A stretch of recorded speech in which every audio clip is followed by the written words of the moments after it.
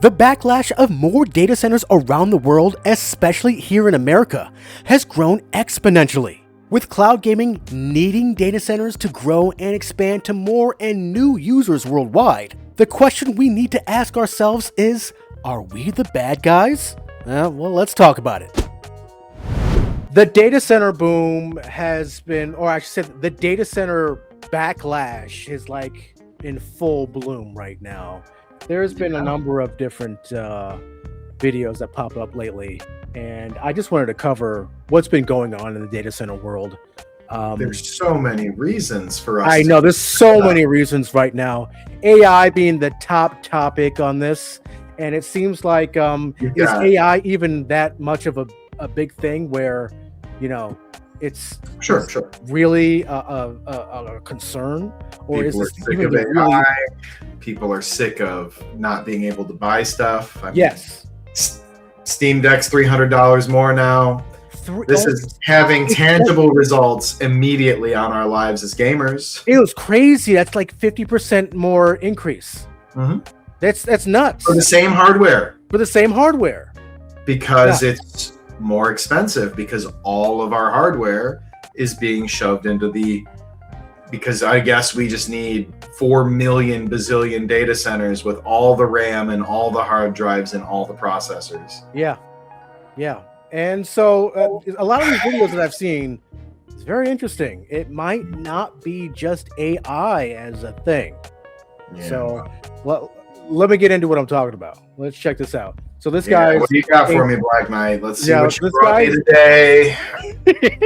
This guy's name is James Lee, and he came out with this video yesterday, and it's very interesting on what he's come across. They also tell us that in order to win this race, we must build more data centers. Trillions of dollars worth more. We have a race to be the AI capital of the world, and we have to win it. We have all sorts of different investment coming in that's amounting into the trillions, where ground is already being broken for data centers across the country. I'm here in Mansfield, Georgia, driving by Meta's new 2 million square foot data center facility. Facilities like this are being used to power things like ChatGPT and other AI tools that are becoming integrated into our daily life.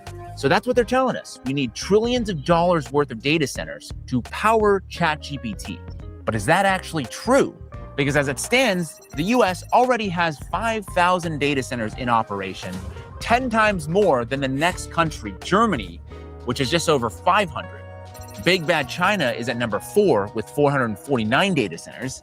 In fact, we have more data centers than the next. What's the criteria for a data center? Do we know? I don't know. How big it has to be? I don't know. Okay. How many machines or whatever? Not sure.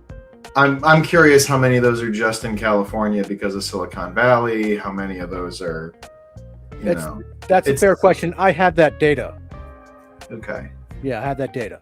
Because I mean, I like data, but I want to know what it means. I don't want to just have numbers. Right. No, I understand what's considered an actual data center. Right. Because there are much bigger data centers that are more hazardous than others. Mm-hmm. And I understand your thought process. I'm just curious how this is. But the big backlash is as we roll into this, it's really harming the environment. Oh, absolutely. Oh, it's awful. Yeah. That's what the water looks like. And if the mayor of Beaver Dam wants to come drink it, she can. At this point, it's completely contaminated.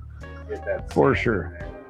So all this sand just came out of that faucet. Yeah. And that never happened before. No. Anybody want a drink? Not bad.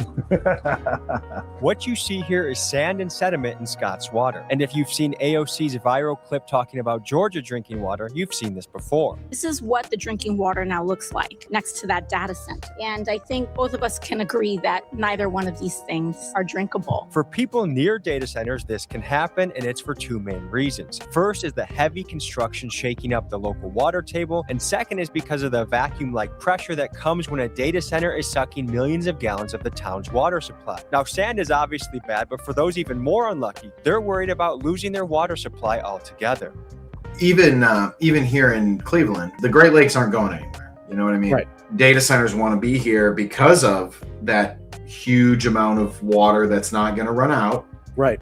But the downside is it's going to be catastrophic for us. They're being built here whether we want them or not. Right. But the power grid suffer. Like, we're going to have to deal with the power grid. We're going to have to deal with all the other problems that come with it. And these places where you're building it where there isn't, the largest freshwater source are going to have water drug out of the ground. It's going to ruin people's water tables. It's going to ruin people's water pressure. It's going to contaminate everything. And it's a nightmare for what? What are the data centers are being used for? Why are we doing this? Yep. And it's all, they keep saying AI. It's all AI. I think AI will probably, most likely, sort of lead to the end of the world. That creepy quote is from big tech CEO Sam Altman, whose company OpenAI is one of the biggest names in artificial intelligence. Folks, when you look around the country, it appears the majority of citizens are against data centers moving into their town. Whether through song, not here, not anywhere. Protests against an AI data center in Union County, New Jersey. Yet despite this, there are hundreds of them springing up around the nation. Now, here's what big tech executives are telling us on why we should be welcoming data centers into our communities. We are going to be the dominant player, or China's going to be the dominant player, and there will just be very different rules depending on who wins. Powering the AI revolution, while also advancing a more reliable, affordable, and clean power grid. Everybody's ChatGPT, everybody gets it for free, and everybody has access to just this crazy thing such that everybody can be more productive, make way more money. AI is the biggest technical thing ever in my lifetime. I mean, it is so profound. However, for many Americans, there is a growing suspicion that they will be the ones to foot the bill for this endeavor while big tech rakes in the reward and profits. And if this... So that's what everybody's talking about. It's just data centers is for AI, and that's what they're saying. Mm-hmm. But this is what they're saying they're really for. And I found this interesting. Sure. Let's check it out. What is leading you to become a whistleblower? Some practices that I don't agree with. I was approached by a whistleblower who has worked with the biggest data center companies in the world, including Meta and Amazon Web Services. Because he is still actively employed by one of these tech giants, he needed to remain completely anonymous, but what he said is chilling. We're building the security apparatus that spies on every American. We're essentially building the digital prison of the future. A system that knows you better than you know you. Do you think we have something to worry about as far as water consumption from the data center? Yes, unfavorable billing practices. My company pays close to $250,000 per year in water usage. Every single day, we put almost 100,000 gallons of water into the atmosphere. And I wanted to talk about how we were using an Israeli cybersecurity company to monitor all employee communications and all of the status of our equipment. Do you know what company that was? The company's name is Checkpoint. This is Checkpoint co-founder Shlomo Kramer. He's an Israeli cybersecurity entrepreneur who served in the IDF's notorious Unit 8200, which is the equivalent of America's NSA and is Israel's most elite cyber warfare group. Here's what he said on national television about free speech in the United States. It's time to limit the First Amendment in order to protect it. This Tel Aviv-based company is used by every single one of the top 50 companies in the Fortune 500, and with Kramer's attitude on free speech, his direct ties back to Unit 8200, and Israel's stranglehold elsewhere in this country, I can't help but feel concerned when a company connected to a foreign spy agency is acting as the cybersecurity gatekeeper for almost every major corporation in America. I just thought that was very interesting. Yeah, it's sus, and it's a national security risk if you don't trust Israel. There are several countries that are at the head of cyber warfare, and Israel's one of them. Yeah. So you're gonna go where the knowledge is. I don't think it's wise of us to put all our eggs in that basket, but there's no reason to do it. Now, you asked the question is how many data centers, right? Sure. This number is different than the ones that the other guy showed, which was at 5,000 for the United States. Who knows what the real number is then? If that's the same source that the other guy had, and we've gotten another 1,000 data centers in the last 6 or 5 months or whatever. Yeah. What are we at? June, 4 months? That would be terrifying, but yeah, not impossible. Yeah, right. It's I guess that's why we're running out of resources to build them. And if you're wondering why, let's say, if you live in a country, let's say in Africa, why you don't support any cloud services. This is why. Yep. This is why. The only real country in Africa that can support cloud services to somewhat, to some degree, is South Africa. Of course, it's South Africa. Why wouldn't it be South Africa? The most data centers. Yeah. You'd think As there'd of be now. And the more. Middle East doesn't have too many either. I can't even find data centers on Dubai now. Do they not have any? Well, here's Dubai and Iran are duking it out. They've closed them. Yeah, it looks like between 55 and 56 when I'm checking different sources, but the different sources I'm looking at don't even agree right now. I'm guessing it's all an estimate depending on what kind of data that's available for each government. Not all data centers are used for AI. We use cloud services. We've been using cloud services on data centers for decades now. Yeah. It's used to store things. It's used to process things. And of course, we use it for cloud gaming, obviously. But it's like, hey, it's not all just AI here. But and that surveillance thing is a huge thing. It's why I'm guessing why the U.S. the government is involved in having these data centers created. This is why we don't see a ton of them everywhere else. That's just my take. But here in the U.S., Virginia is the data center capital of the world. Yep. But Texas is growing rapidly, and we are growing too. But there's the Midwest is growing a lot with data centers, and it's interesting to see that it might not be AI related. Right. Since AI is now costing more than human workers. So everybody's worried about in some scenarios.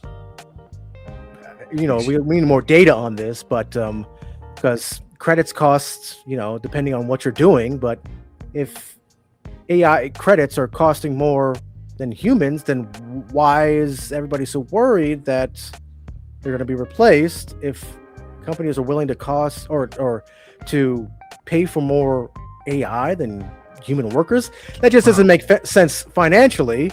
It doesn't make sense financially, but it makes sense from a security standpoint. A security standpoint, totally. AI isn't going to get mad and throw Molotov cocktails places right? They don't like, and doesn't need a pension or a 401k or anything like that. So that does make sense on that end. Now, to take this even further, right? What could we do to solve this issue with the growing need of data centers and the growing hazardous potential that data centers will bring? Is that data centers might be going to space. Okay, go on. Yeah. So, funny thing is, while we were in CES, I talked with someone who was a SpaceX ex-employee, right? Sure. And they were talking about how they were definitely building data centers in space. Think about it. You have the sun as a much better source of a energy source than it being, on land, because you don't have the atmosphere getting in the way of that. And on top of that, it's literally an unlimited energy source. Space has unlimited space. But temperature regulation in space is tricky. It can be, yes. Because of how vacuums work. Yes. And I'm sure they've got that, they might be getting that situated. But I find it interesting that, let's check this out, that this is a thing.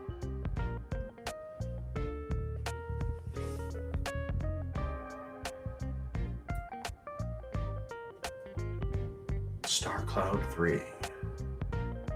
Powered by NVIDIA. Hey, NVIDIA has... Oh, backed by, not powered by. Yeah, I'm sure they might be going to space too. NVIDIA's got a lot of money right now. Yeah. So it's quite possible. Now, I don't know how this would work with cloud because that'd be a lot of latency. But if, let's say, and also too, you would need something on the ground to take that signal and disperse it, wherever you need it, right? You still need something on the ground. You can do all the processing in space the same way you can do all the processing in Virginia, and then Starlink it to you wherever you are. Like, it's not that big of a deal. I don't know the physics of how cooling would work in space. That's interesting. Because you could get the power from the sun, but of course that could heat up just as fast or even more than it would on land. Right. But you could also cool much faster because you are in space. Right. I'm sure I'm sure somebody does, but I don't have the education on that stuff. Okay, I get it. You're coming down. Oh. I don't know how this would work with the cloud, or I should say cloud gaming, because that's a lot of latency right there. Sure. A lot of latency right there, at least initially.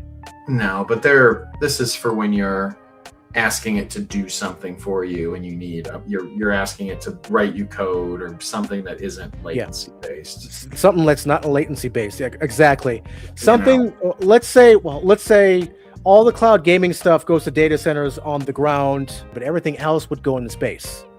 Right. I don't know the percentage of the things versus the percentage that don't need latency. Right. How much would that save data center wise on the ground versus in space? Well, there's other reasons to do it too. You just very obvious reasons. So if you have permission to put your stuff into space, who are you paying taxes to? Who can bitch about it? Right in the wall. Who can throw a Molotov cocktail at it? Taxes. Taxes, money, security. There are very few organizations right now that can fire a rocket into space and take a satellite out. Okay, you're safe. You're safe from angry people. There's a lot of reasons to put something into space outside of. Yeah, not paying taxes in space is kind of wild.